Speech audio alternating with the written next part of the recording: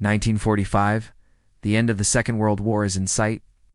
But in America, people are about to learn that another kind of war is about to start. The Mafia. This is a story from the series of the same name. Today we'll be covering Episode 1, Mafia. A whisper started the war. Let's get into it. The episode opens with a warning to the audience, advising us to keep our mouths shut unless we want our teeth kicked in. We then meet Ronald Reagan, who is running for the governorship of California. He's giving a speech to a group of supporters when he's interrupted by gunshots. Everyone screams and hides as the gunman runs away. Turns out it was just a false alarm. The bullet was meant for someone else. We then see a funeral procession for Don Fanucci, the head of the Italian-American Mafia Commission. As he lies in his coffin, two men watch over him, Carlos Riata and Santo Tremonti. Carlos is the head of the Cuban Mafia, while Santo is one of the 5 families' most powerful capo regime. They both received orders from their respective bosses to kill Don Fanucci. At Fanucci's graveside, we see the family and friends lamenting his passing. His widow cries over his coffin as he is lowered into the ground, but soon after the burial, a man in the crowd throws a rock at the open grave. Then he turns to the grieving widow and says, "Don't cry, Mama. You'll see your husband again." And with that, he disappears into the crowd. Later that day, Carlos and Santo meet up with their fellow assassins in a secret location. They are met by Joseph Barbera, who acts as a liaison between the families and the commission. Barbera is there to ensure the safety of the assassins. According to him, the order came directly from the boss. But he also warns them not to make any more mistakes like the one that almost got Ronald Reagan killed.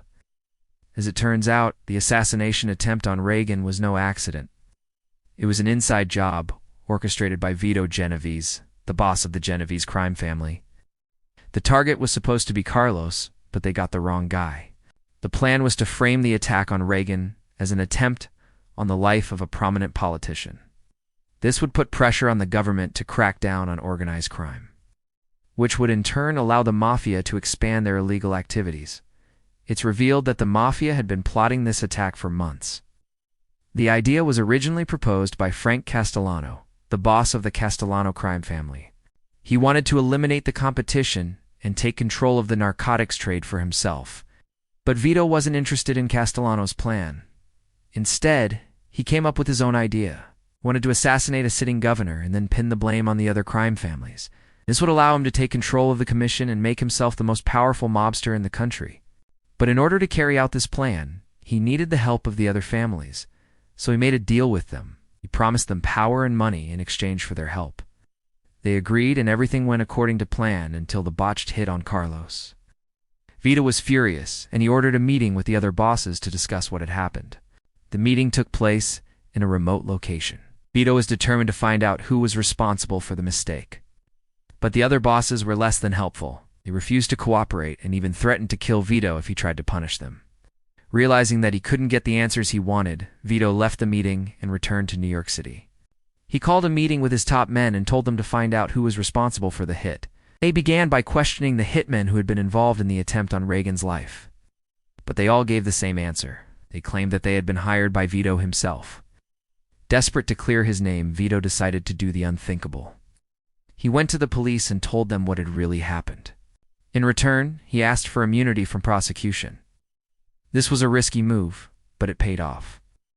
The police arrested the hitmen and the other bosses, along with their associates. Vito had won the war, but it had come at a cost. He had lost the respect of his fellow mobsters, and now he had to worry about being killed by the police.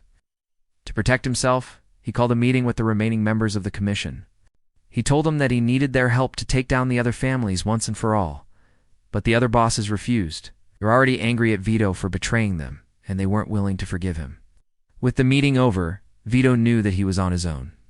He had only one option left, to flee and start a new life somewhere else. He said goodbye to his family and disappeared.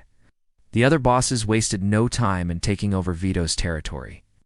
They divided his criminal empire among themselves, and then went to work crushing his allies and associates. Vito spent the next several years on the run, hiding in plain sight in various cities across the United States. He changed his name, got plastic surgery, and lived a life of luxury using the money he had stolen from the other families. But he was always looking over his shoulder. afraid that one of his old enemies would find him and kill him. Meanwhile, back in New York, the other bosses had things under control. The police were still searching for Veto, but they had no leads. The bosses had made sure to cover their tracks, and they knew that Veto was the only one who could implicate them in the crimes that he had confessed to. But Veto was tired of living in fear. He wanted to put the past behind him and start a new life. So he decided to surrender to the police. When the news broke that Veto had been captured, the other bosses knew that their time was running out. The police had the evidence they needed to convict them, and they were powerless to stop it. In the end, all of the bosses were arrested and sent to prison, where they remained for the rest of their lives. Only Veto survived to see the light of day again. He was released from prison early due to good behavior, and he spent his remaining days living under a witness protection program. He never saw his family again, and he died alone in a cheap motel room. That concludes our retelling of Mafia. A whisper started the war. What did you think? Did you like this Mafia story? So let us know in the comments below. And while you're down there, don't forget to leave a like and subscribe for more.